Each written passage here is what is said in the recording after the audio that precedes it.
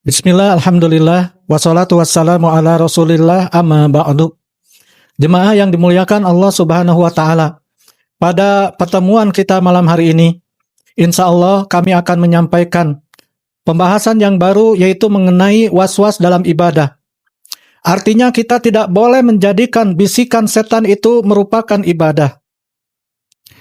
Di antara senjata terbesar setan untuk merusak ibadah seorang muslim adalah dengan was-was. Setan tidak selalu mengajak manusia untuk melakukan kemaksiatan.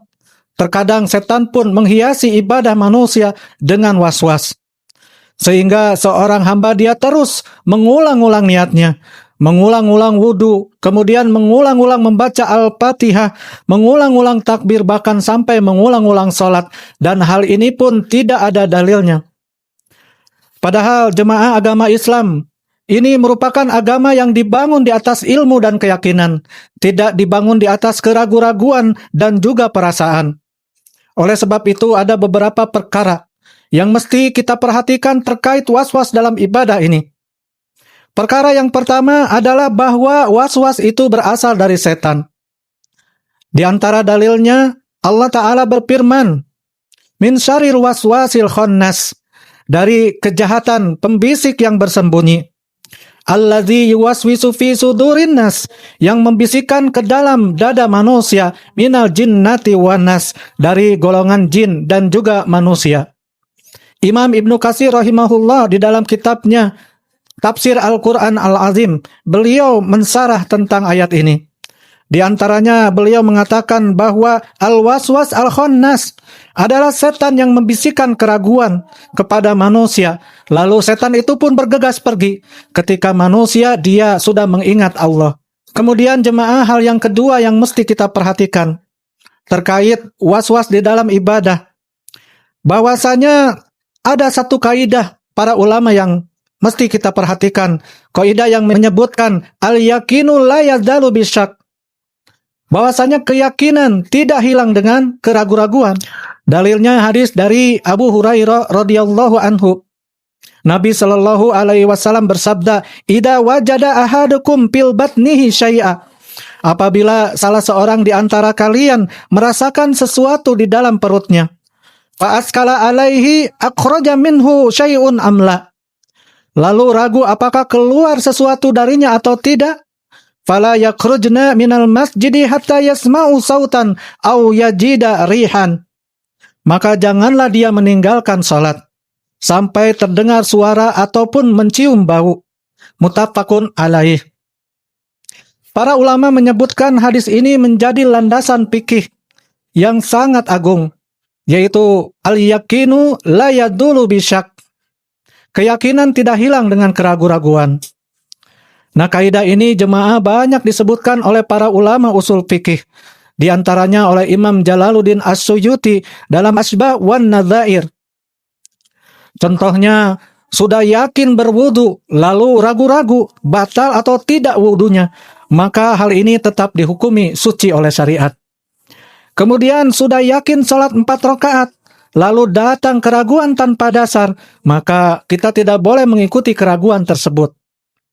Lalu jemaah yang dimuliakan Allah, hal ketiga yang mesti kita perhatikan dalam masalah was-was dalam ibadah, yaitu mengenai obat was-was.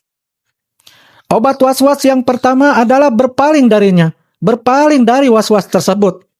Rasul sallallahu alaihi wasallam beliau bersabda menjelaskan was-was dari setan, "Falyasta'id billahi wal yantahi."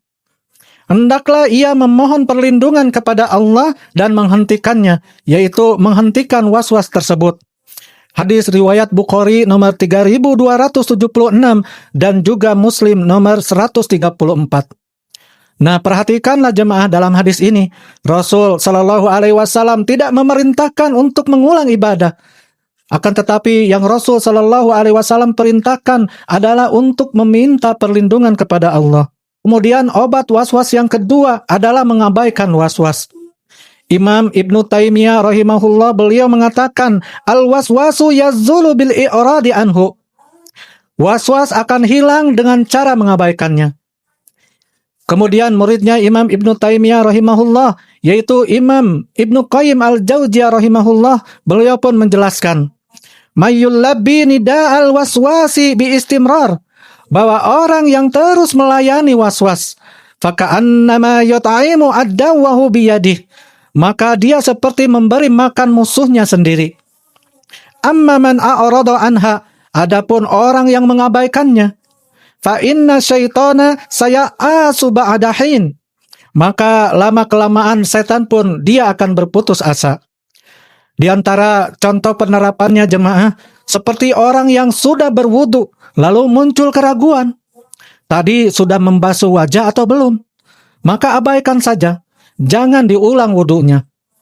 Kemudian ketika seseorang sedang salat, lalu ia ragu niat atau jumlah rakaat tanpa keyakinan yang kuat, maka jangan membatalkan salat hanya karena bisikan.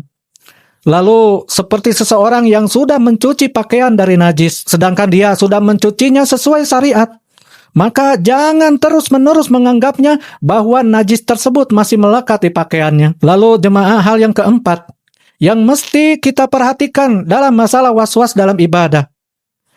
Perlu jemaah ketahui bahwa Islam merupakan agama yang mudah. Allah Ta'ala berfirman, yuridullahu bikumul yusra wala yuridu bikumul usra. Allah menghendaki kemudahan bagimu dan tidak menghendaki kesulitan bagimu. Quran Surat Al-Baqarah ayat 185. Allah Ta'ala pun berfirman, wa ma ja'ala alaikum fid dini min haraj. Dan dia tidak menjadikan kesempitan untuk kalian dalam agama. Quran Surat Al-Hajj ayat 78.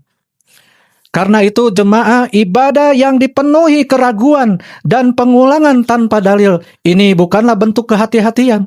Bukanlah bentuk kehati-hatian yang terpuji, tetapi ini menjadi tipu daya setan.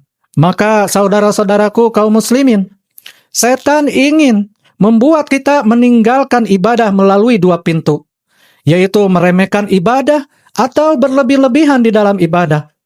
Sementara Ahlus Sunnah wal Jamaah, mereka mengambil jalan pertengahan, yaitu mereka beribadah sesuai tuntunan Nabi Shallallahu Alaihi Wasallam, tidak menambah-nambah, juga tidak mengurangi ibadah yang sudah diajarkan oleh Rasul Shallallahu Alaihi Wasallam.